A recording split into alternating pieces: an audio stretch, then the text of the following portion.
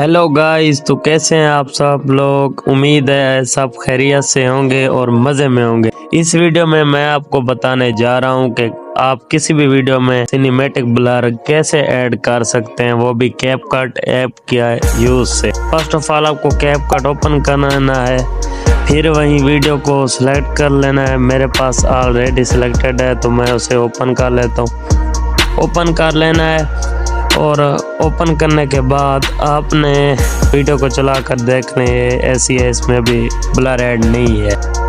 तो हमने इफ़ेक्ट पर क्लिक करना है, वीडियो इफ़ेक्ट पर यहाँ पर क्लिक कर देना है।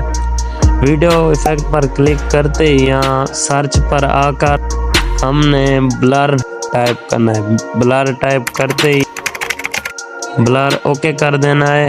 अभी फर्स्ट वाला जो आइकन आएगा, ये देखें, ब्लर पर आपने क्लिक कर देना। अब इसे एडजस्ट करके पूरी वीडियो तक